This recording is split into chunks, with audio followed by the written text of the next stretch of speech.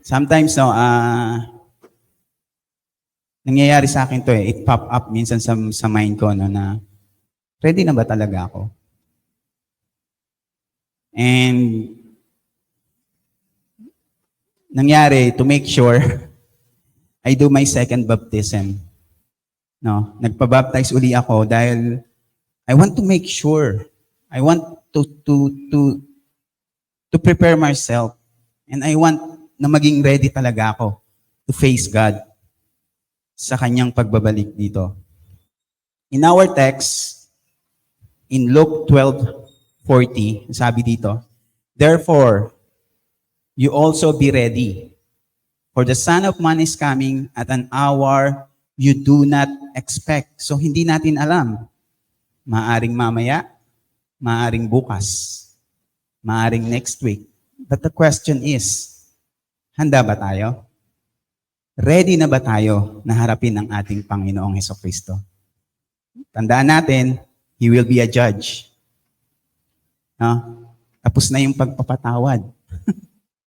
Judgment Day na. So it's a big event for us. Why? Dahil yung mga taong sumunod sa Kanya, yung mga taong naging faithful sa Kanya up to the very end, isasama niya sa kaharian ng Ama, which is the heaven. This verse, this Luke 12:40, is a part of Jesus' eschatological teaching, which is end-of-time teaching. Focusing on the second coming, the emphasis is on living in a state of readiness, not being caught off guard by His return. This is a call to live faithfully and obediently, anticipating the return of Christ. The surrounding passage nitong Luke, this Luke 12, stress the needs for faithful stewardship for what God has entrusted to believers. This includes being faithful in one's duties, living according to God's will. Take note on that, living according to God's will. So we have to know kung ano talaga yung will ng God para sa atin. And being spiritually prepared for Christ's return. Now, we serve a ready God. Look at this. Think of how God is that we don't need to wait for God to be ready para patawarin niya tayo, no? Para tanggapin niya tayo. God is ready to pardon. You can see that in Nehemiah 9:17. He is ready to forgive. Psalm 86:5. And ready to save. Isaiah 38:20. When we desire the forgiveness of sins, we don't need to wait for God to be ready. In 1 John 1:9, sabi dito, if we confess our sins, He is faithful and just to forgive us our sins and to cleanse us from the unrighteousness. What we need to be done is to persuade men, tayo, to be ready, to be pardoned, to be forgiven, and to be saved. In 2 Corinthians 5:11, knowing therefore the terror of the Lord, we persuade men, but we are well known to God. And I also trust are well known in your conscience. We need to reconcile to God. Hindi siya yung magre-reconcile sa atin. We are. In 2 Corinthians 5:20, now and then we are ambassadors of Christ. As thought God were pleading through us, we implore you on Christ's behalf, be reconciled to our Lord, to God. Now, kapag tayo humingi ng forgiveness kay Lord, dapat handa tayo sa kanyang pagpapatawad. What does it mean? It means na dapat handa kang katalikdan kung ano ang ating nakagawian na hindi kalugod-lugod sa kanya. God's grace is sufficient, but it does not mean we keep on sinning.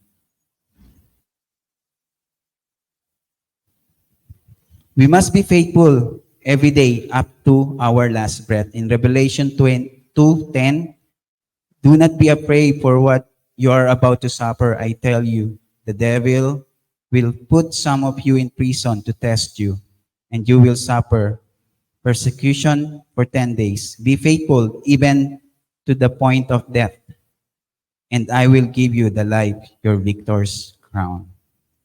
We ought to be thankful to God that He is always ready. He is a ready God.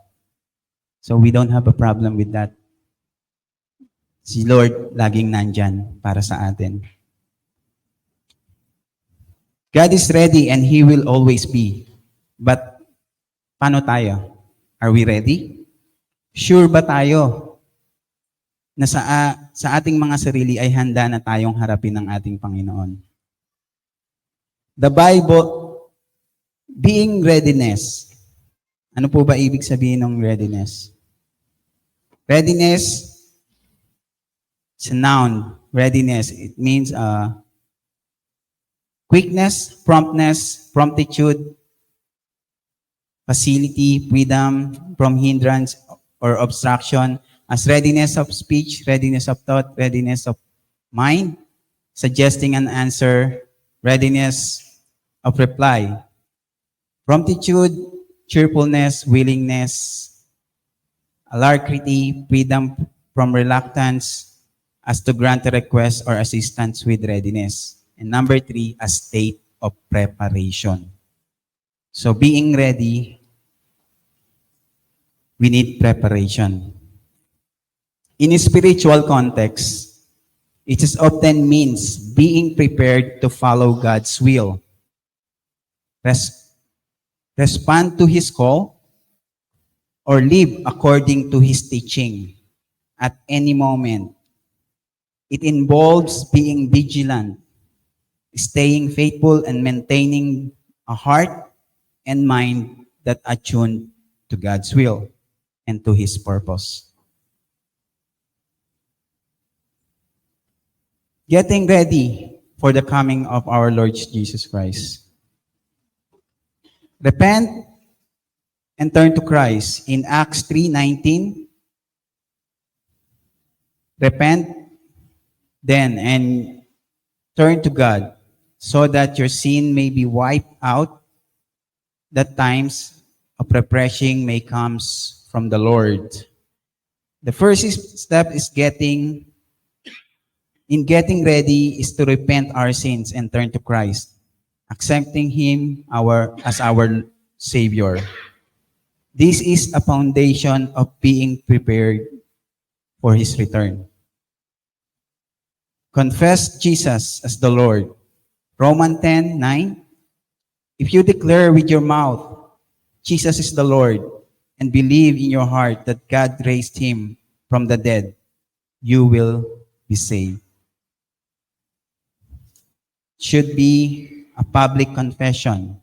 Public means we need witness. Hindi naman yung public talaga na sobrang daming tao. Remember yung Utopian eunuch? Di ba nag-message yung angel kay Philip na pumunta sa lugar na yon and meet the Ethiopian eunuch. And then, inaralan niya yung eunuch. Then, nung nakita nila yung water, sabi ng eunuch, sige, i-baptize mo ako dyan. And the story, ang nakikita natin, dalawa lang. Si Philip and then yung Ethiopian eunuch. How about yung driver ng chariot? Kasi nakasakay sila doon sa chariot eh. So, that driver maaring siya yung naging witness doon sa confession ng eunuch. Okay? So the public confession of faith and belief in the resurrection are the key to getting ready to Christ's return. Be baptized as a public declaration of faith. In Acts 2:38, Peter replied, repent and be baptized, every one of you, in the name of Jesus Christ, for the forgiveness of sins, and you will receive the gift of the Holy Spirit. Baptism is an important step of getting ready.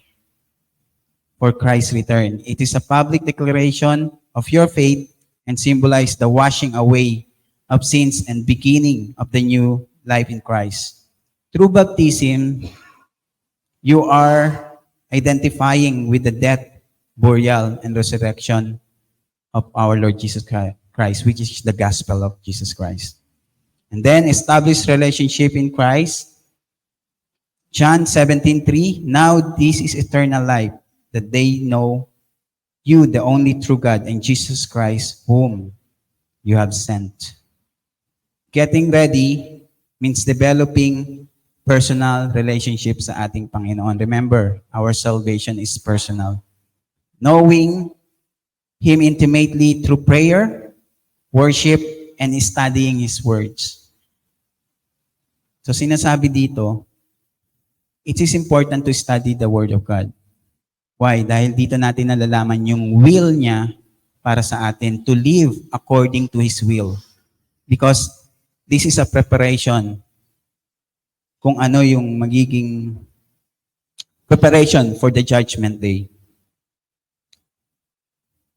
John the Baptist, so we all know him now, he's a cousin of Jesus Christ.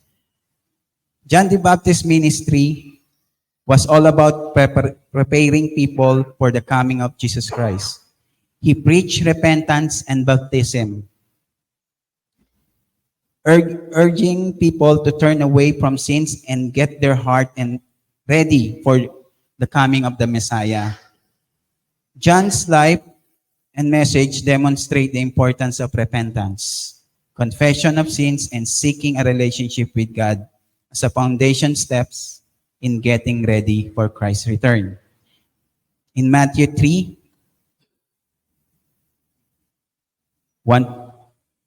verse 1 and 2, in those days, John the Baptist came preaching in the wilderness of Judea and saying, repent, for the kingdom of heaven has come near. Number 2, being ready. Okay, first,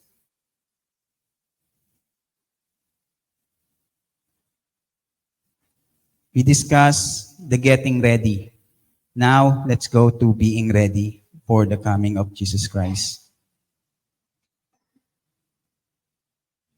Live a life of holiness. That's the first one. Live a life of holiness and obedience. 1 Peter 1, 15-16.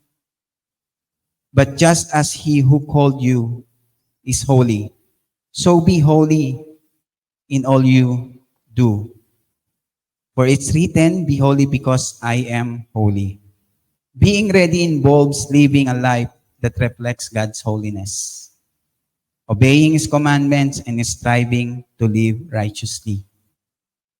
Letter B is be vigilant and watchful. Matthew 24, 42-44. Therefore, keep watch because you do not know what day your Lord will come. But understand this, if the owner of the house had known at what time of night the thief was coming, he would have kept watch and would not have left his house to be broken into.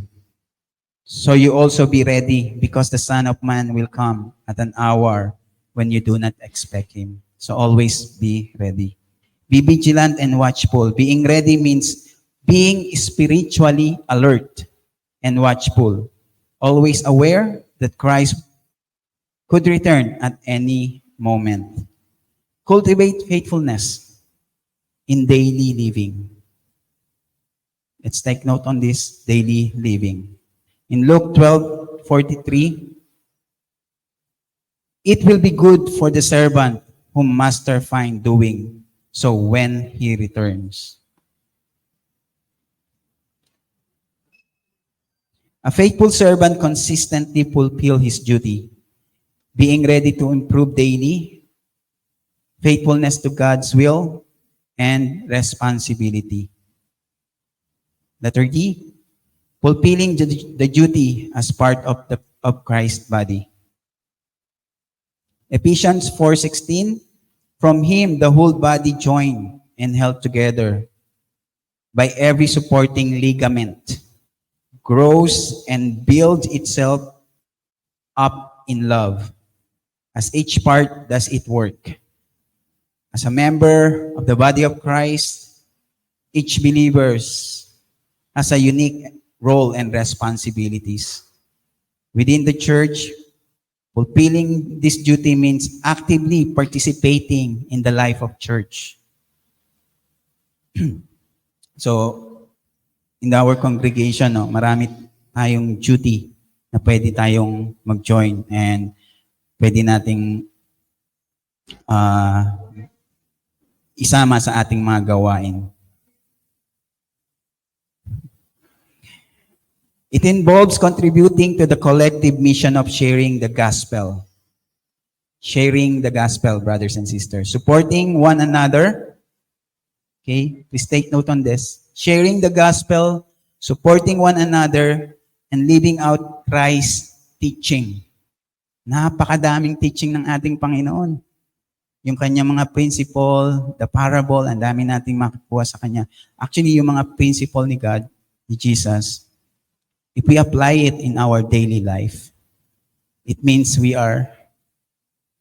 it's another way to be ready. Because that's His teaching eh. Binigay sa atin yun, i-apply mo, so you'll be ready pagbalik ko sa'yo. This active involvement ensures that the body of Christ functions effectively. And it prepared this for His return. It's also involved being ready to give answer. So, brothers and sisters, no, we need to study the Bible. We need to study the Word of God. We need to dig deeper. So, alam natin kung when someone asks something about God, about Jesus, about our belief, kaya nating sumagot because we know His teaching. We study it. So, it's very effective na makita na matutunan natin ang salita ng Diyos. With that kasi nakikita nila who is our God. Nakikita nila si Jesus Christ sa atin. Daniel exemplifies readiness through his consistent prayer, life and unwavering commitment to God, even in the face of persecution. He lived a life holiness, obedience, and faithfulness, always prepared to stand firm in his faith regardless of the consequences.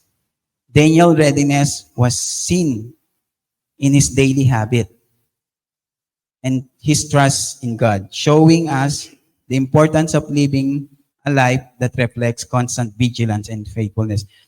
Daniel, just a quick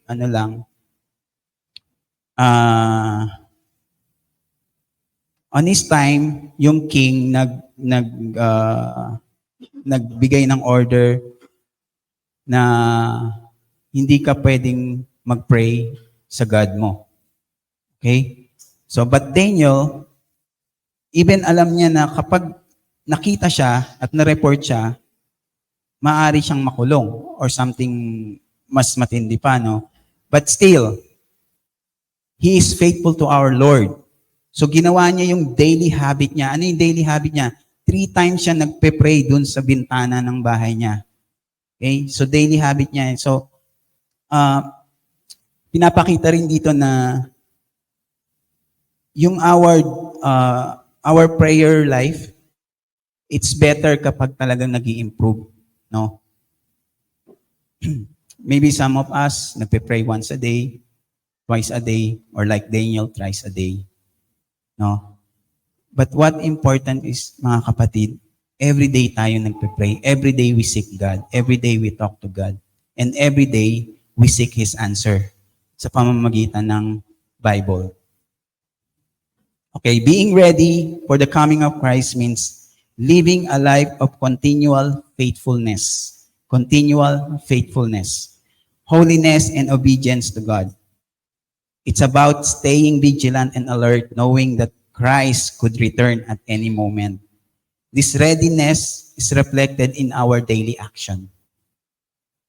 where you consistently follow God's will, maintain strong prayer life, and live righteously, like Daniel, who remained faithful in his devotion to God, even under threat, being ready and bold in a constant awareness of Christ's imminent return and commitment to live in the way that honor Him every day. Today, mga kapatid, maybe ready tayo. But how about tomorrow?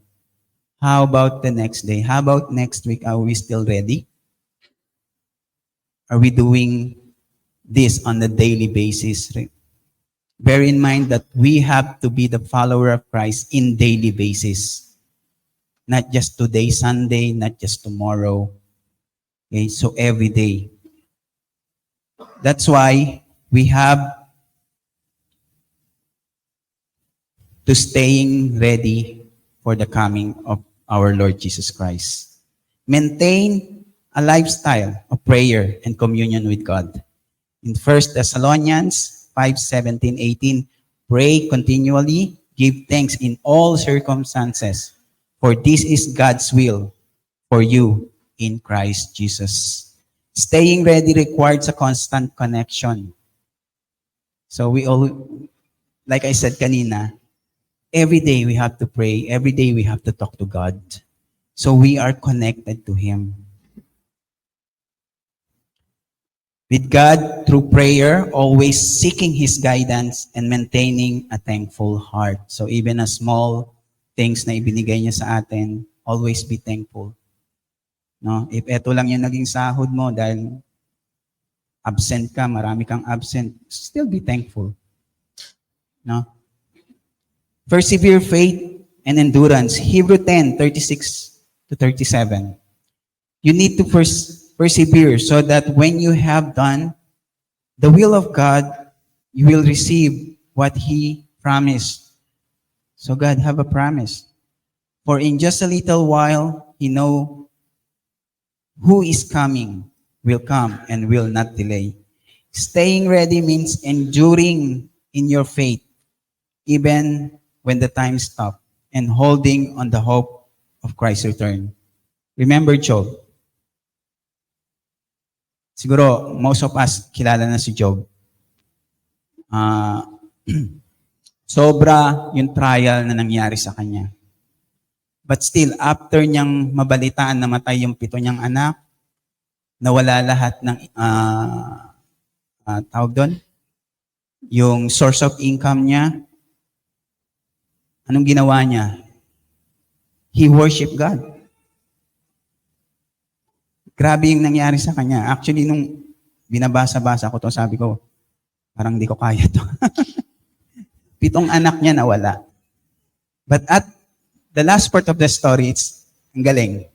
Sobrang love tayo ni God talaga. Alam mo yung ginawa niya kay Job? Ibinalik niya lahat. Yung iba, dumoble pa. Nadagdagan pa. So that's ganun tayo ka-love ni God. Ganun yung grace niya sa atin. Sobra talaga. And then, letter C. This is the last, yes. Encourage and build one another. This is important po, no, bilang isang Kristiyano. No? In Hebrew 10:24-25, and let us consider how we may spur one another on toward love and good deeds. Not giving up meeting together like this. So, kaya thank you po sa mga lagi nating nakakasama dito. No? Not giving up meeting together as some are in the habit of doing, but encourage one another, and all and more as you see the day is approaching. Staying ready involves being ready, involve being part of faith community, encouraging each other to stay strong in Lord as a day of His return is approaching. We need to persuade people to be ready for the Lord. Tulad ni John the Baptist. He don't do miracles, pero powerful siya and persuasive pagdating siya sa teaching. Kaya ang dami niyang na-convert that time. In Matthew 3:5-6, people went out on him from Jerusalem and all Judea and the whole region of the Jordan, confessing their sins. They were baptized by him in Jordan River. Now, this staying ready for coming of Christ, Apostle Paul's life is a powerful example for this. Despite facing numerous trial, persecution, and hardship, Paul remained steadfast in his faith and ministry. He consistently encouraged others through sa kanyang mga letters. Kasi that time nakakulong siya eh. The only way he can communicate sa mga brothers and sisters is through letters. Encourage others, persevere in his mission, and maintain a deep relationship with Christ. Paul's examples teaches us the importance of enduring in our faith, continuing in prayer, and encouraging others to stay strong in anticipation of Christ's return. 2 Timothy 4:7-8. I have fought a good fight. I have finished the race. I have kept the faith. Now there is in store for me the crown of righteousness, which the Lord, the righteous judge, will award to me on the day. And not only to me, but also to all who have longed for his appearing. So these are the people who follow Jesus Christ and the teaching of our Lord Jesus Christ. Staying ready for the coming of Christ involves maintaining a constant state of spiritual preparedness and anticipation. It means persevering in our faith, continually seeking God through prayer, and living a life that reflects Christ's teaching. Tulad ng sabi ni Brother Efren kanina, when we baptize, binis na natin ang Panginoon. It's our new identity.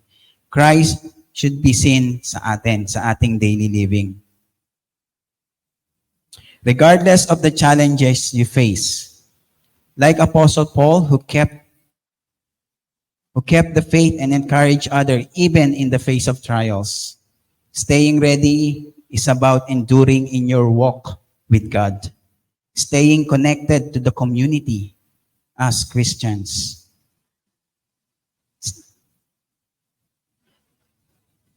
And encouraging one another as you await Christ's return. It's about keeping your focus on eternity, ensuring that your heart and life remains aligned with God's will until the day comes.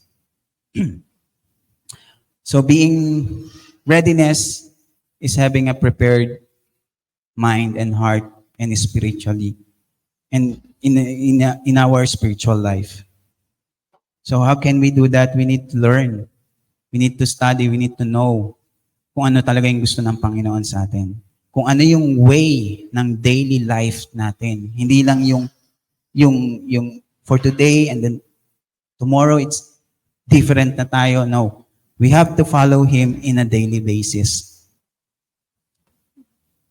No, merong okay. A quick lang no. Nakita ko tong story na to. Actually maganda siya in our Daily Bread website. Several centuries ago, a Japanese emperor commissioned an artist to paint a bird. A number of months passed and several years and still no painting was brought to the palace. Finally, the emperor became frustrated that he went to the artist's home to demand explanation. Instead of making excuses, the artist placed a blank canvas on the easel. So nilagay niya yung canvas dun sa easel. No? In less than an hour, he completed the painting that was become brilliant masterpiece. When the emperor asked the reason for the delay, the artist showed him an armload of drawing of feathers, wings, head, and feet. So pinakita niya yung mga pinagpractice niya. Sobrang, siguro ang dami nun, armload. armload of drawings. So then he explained that all this research and study had been necessary before he complete the painting. Okay, so he need to practice, he need to prepare himself to make a brilliant masterpiece. So if we want to be ready for Christ's return, we must prepare ourselves in a way of God's way. As for the conclusion, the question of each of us need to ask to ourselves is, am I ready? Because all things are ready.